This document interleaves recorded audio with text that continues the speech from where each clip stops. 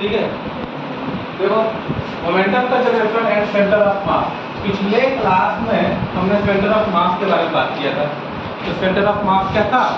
अगर हम एक्सपीएम की बात करें कि एक्स सेंटर ऑफ मास क्या होता है, तो वो m1 x1 प्लस में m2 x2 डिवाइड बाय क्या, बोलो, m1 प्लस में m2। और अगर हम y सेंटर ऑफ मास की बात करें तो m1 प्लस में m1 y1 plus m2 y2 divide by m1 plus में m2।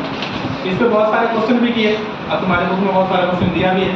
नेक्स्ट टॉपिक की बात करते हैं, momentum conservation and centre of mass.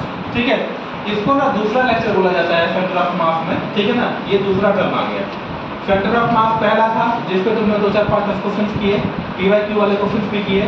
अब ये हम इसमें देखते हैं कि अगर सेंटर ऑफ मास में मोमेंटम्स का टर्म ऐड करें तो क्या होता है। देखो, late assume F external force act, ठीक है ना, कोई बॉडी है, ठीक है ना, जिस बॉडी पे क्या हो रहा है कि जो एक्सटर्नल फोर्स एक्ट हो रहा है, ठीक है ना, उस एक्सटर्नल फोर्स की वजह से जो उसमें मोमेंटम आएगा, तो फोर्स F इक्वल्स में क्या होता है, ma होता है ना। तो अगर किसी भी बॉडी पे फोर्स एक्ट हो रहा है तो उसके मास में F इक्वल्स में ma लिख सकते हैं हम। लिखे नहीं लिखेगा, बताओ, ये सब नो लिख सकते हैं क्योंकि F इक्वल्स में ma होता है ना। तो उसके मास में ए एक्सीलरेशन की वजह से ए एक्सीलरेशन आएगा, एक्सीलरेशन प्रोड्यूस होगा अगर फोर्स लग रहा है।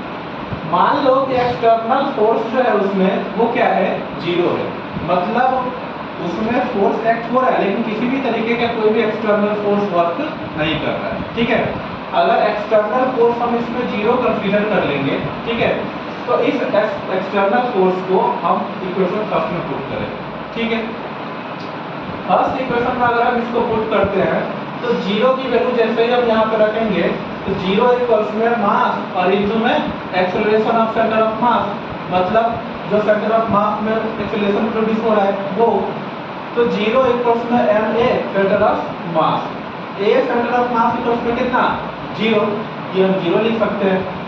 अब एक्सेलरेशन को motion in a straight line में हमने पढ़ा है कि जो वेलोसिटी होता है उसको d of dx by dt लिख सकते हैं, यस और नो। जो एक्सेलरेशन होता है उसको differentiation form of velocity divide by d लिख सकते हैं, यस और नो।